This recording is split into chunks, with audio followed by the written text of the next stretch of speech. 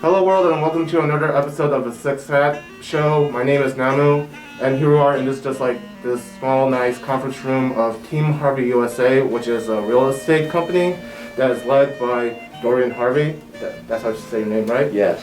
So here we are, practicing our social distancing, and of course we're putting our mask and 6 feet away, right? With the 6 feet pole. Yes, sir. Alright, so, Dorian, just tell us a little bit about yourself. Sure. Thank you so much for this opportunity, Nahmu. And I'm just admiring. This is a great idea, man. And I hope folks are enjoy it and benefit. But a little bit about me. I'm a homeboy, grew up in Detroit, Michigan, and I never wanted to work for the big three, nor could I sing for Motown. So I wanted to be an entrepreneur, and that's what's got me here today. I'm 55 years old, a father of 2 beautiful adult daughters. I have 1 grandson, 6 years old, Samir. I want to say hello to him, and that's basically, I'm not big on talking about me, but more importantly, I can talk about what I do for my clients, customers, and hopefully the world. Okay, so it's like I said before, you're a real estate... I'm a real estate broker, licensed in the state of Michigan. So what exactly can you share your services to? Like, what do you do to make people happy? Absolutely. Well, first of all, we have to identify, do you want to own a home? Do you want to invest? Or do you want to lease, right? I've done commercial, residential, and lately, since the Great Recession of 2008, I've gone after investors from all around the globe, from China to Brazil to Russia to India and Africa. And I've recruited investors into the Motor City, which the world knows as Motown, right? But this is a great opportunity to invest. We have great real estate. Detroit is located along the side of 90% of North America's fresh water. Our friendly trading partner of Canada is 15 minutes away, and our infrastructure, that's the highways, electrical, sewage, water, rivals the developing nations. You know what the developing nations are? Brazil, Russia, India, and China. Yeah, even amongst those developing nations, with our 100-year-plus old infrastructure, we rival. We offer more than anything else. We are the next New York, and that's Detroit, Michigan. Mark my words. I mean, like, it sounded like you keep saying like the rival of like Brazil and China and like other countries, but it seems like you can just benefit a lot from them not just being rivals, but like just having this business relationship and just having this the benefits that you can get from them as they can get benefits for you as well. Absolutely, absolutely. Well, I say rival in a competitive nature, right? Because we are in a competition. And remember, we're in a capitalist society here, so it's all about competition. But more importantly, how we all grow and benefit is by coming together. And that, good transition, Nahmu, that leads me to African Town USA. I am the managing member of African Town USA. You can find that at www.africantownusa.com, and it is an opportunity for the developing nations of the world and its people to come together. And not always the wealth industrialists, but those small entrepreneurs and communities around the world, even if they're Bitcoin holders, to do business within the urban areas in the United States. That's where all the money is, you know? So you own 2 companies, in fact. Yes, sir. One is Team Harvey USA, the other one is African Town USA. Yes. So what is like the distinct difference between those 2? Absolutely. Great question, Nahmu. So Team Harvey USA is a licensed real estate brokerage firm. It represents investors of real estate, buyers, homeowners, tenants, and we do both commercial, residential. We are licensed to represent all of the above. African Town USA is a development company. It develops real estate. And it starts off by educating new investors, it educates new homeowners, it educates entrepreneurs, right? And it is a development company. Its whole purpose is to develop African towns throughout urban communities around the world, throughout the diaspora. And we're starting here in Detroit. And like, I'm guessing that because you see like other towns and like major downtowns with like, you know, the Chinatown and Koreatown. Absolutely. You know what I'm Right, saying? yeah. Absolutely though. Yeah, it is a defined area. However, it's not monolithic. This area will be open to all backgrounds, right? And it will represent, or it will showpiece African accomplishments throughout the diaspora, from the South Pacific, from to Africa, to the Middle East, right? So there's a great history that a lot of folks don't know, even African Americans don't know, with regards to trade, with regards to education, with regards to cultural activities and events that have helped catapult civilizations. For example, the first trade route between China and Africa was a place called Timbuktu. There's no recognition, even in Western education, of the advance that Timbuktu has contributed to the advancement of civilization. So yes, African town is a designation. Yes, you can compare it to Chinatown, Mexican town. However, it will be open to all ethnicities from around the world. Actually, I won't take a lot of time, but we've had African towns before. We had the Black Wall Street in Tulsa, Oklahoma. We've had these opportunities to recirculate dollars, to help launch new business ventures, to partner, to provide banking for our own community. However, they were attacked by domestic terrorists. And that's a story you can Google, through Google, look up Black Wall Street. Actually, I like to go, like, you know, talking about Detroit, because I think a lot of people are having some misconception about it, especially back then Detroit had a pretty hard time when, you know, automotive business or something just, you know, put its Detroit's economy down, therefore the city looks in a bad shape. But now we've been, like, you know, trying to rebuild it, and from what I'm seeing, it's more better now, and if anything, it's more beautiful, right? Right. Telling the world that, you know, Detroit is now just a haven to go to if you want to, like, you know, have some, like, you know, good people to talk to, good business to start with.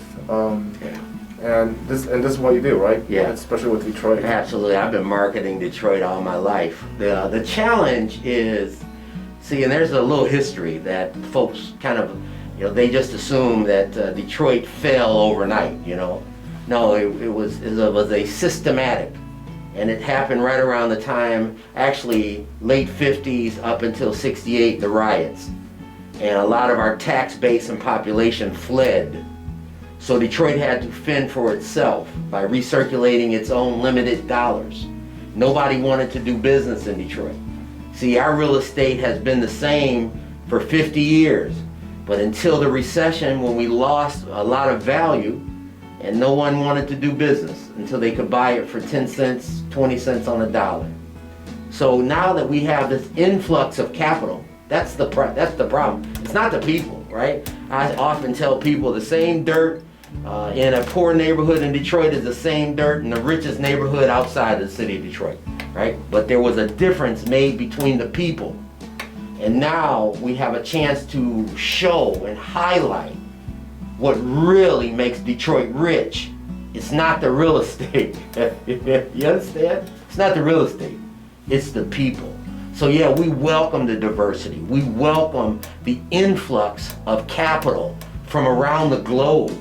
Not just here traditionally, from those who have controlled that spigot of cash flow to be able to turn it off and turn it on when they want to turn it off and on. But now we have this ability to reach outside of our borders and invite Nahmu, Come in, I want to show you, I got a great opportunity for you.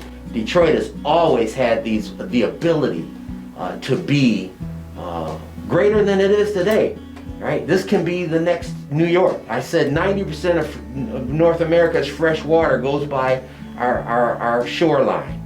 We are adjacent to a friendly foreign trader, right? Our trade partner, Canada. I can walk across the bridge if they were allowed to allow me to be in a friendly border, cross a friendly border into Canada. So these are the advantages that Detroit offers. I don't know how else we would have gotten this message out, you know? But we were able to entice and encourage investors, big and small, from foreign countries to come in and invest into the city of Detroit. And we're very proud of it. That was Team Harvey USA Realty. And I've got a great group of real estate agents. I'm looking for more agents. We'd like to take this concept of urban real estate through every city in the United States. So I'm looking for brokers and real estate agents, and we are a virtual brokerage firm. You said the small conference room. You're right. I thought it was pretty big to me, but I'm sorry. no. But nonetheless, I probably have been in here in the past during the pandemic, maybe 3 or 4 times in the year.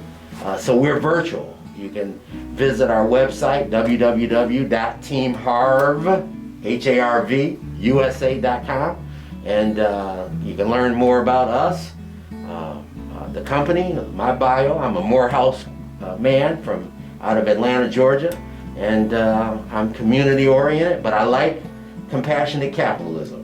There's nothing wrong with it. With the COVID going around, right? And you have your own team just showing around the buildings and the houses, that Yeah. kind of deal. Yeah. How are you just following along the COVID safety procedure? Absolutely. Listen, man, there's always been hurdles for us selling real estate, appraisals, right? The age of our real estate, lead in our water, lead in the paint. There's always been hurdles. However, we stick to the compliance, no more than 4 on a showing, but guess what else? The phones. Virtual open houses. Visit our website, we'll show you how we do it. We can show you a property. See, we were doing this virtual real estate before the pandemic. We were forced into doing it when the pandemic occurred. I've sold more real estate in the recession to foreign investors outside of the coastline of the United States during the recession than I sold in my 20 years of practicing real estate. I've been 30 years in real estate. I've sold more real estate via technology, the internet. Well, when there was Google barely came aboard, right? I sold more real estate online to investors overseas than I've sold real estate here in the city of Detroit to homeowners. And that was because of the recession. So this is not a problem. We comply, we mask up, wash our hands, turn the lights on so you don't have to touch the switches, leave the doors open, or we'll videotape it, live stream it, cast it to you on Facebook, send it to your email, and you can walk through the house with us. Then we have contractors in-house that will come in and inspect the property. They'll tell you what the issues are, right? And based upon that, you make your offer. So we didn't miss a beat. Actually, full disclosure, Detroit had its best real estate. It had its hottest market during 2020. I should have asked this first, but did real estate business affected a lot during the COVID? How was it affected? Yeah, did it just kind of pummel down because of the COVID, or it's just... No, it actually got more activity. What happened was renters that were living in multi-family developments, apartment buildings, didn't want to touch the same common door or the elevator or walk through the same halls. So that created a demand for what? Single family housing. People now wanted backyards, front yards. People didn't want to share the entrance to get into their home with their neighbors. So that was a trend that boosted the single family, and it hurt some of the urban market. Downtown is recovering. You know, we're believing we'll recover soon. But for now, folks want to have a single family house. And so that led us to market single family, non-touch motion sensor lights, setting up now for home business, home office, you know, wiring the house with webcams, setting a room aside for the children to do homeschooling, right? Which all of these tools have always been available. We just were forced to use them, and we weathered that storm. I'm so grateful for vision. So now I'm believing the measure of a man is how they handle these types of events in their life, right? And I'm believing that everybody will step up. I'm believing. I've seen, you know, as hate was echoed through the headlines of the news, I've saw acts of love and kindness. Man, I was like, wow, I just forgot people were that loving. I didn't know you could be that kind. I didn't know how much a smile under a mask. You can't see my mouth, but you see my eyes. You could feel my presence. I didn't know what a smile or somebody holding the door, you know. I saw the tenderness of being human in this pandemic, which gives me hope. And I'm believing it gave everyone hope. And with that, we move on. We press on. This is nothing. We've weathered, well, at least my parents weathered world wars, right? We've been through a few recessions. Now we're tough. We know how to get around it, right? So I'm just grateful for it, and I just want to play my part.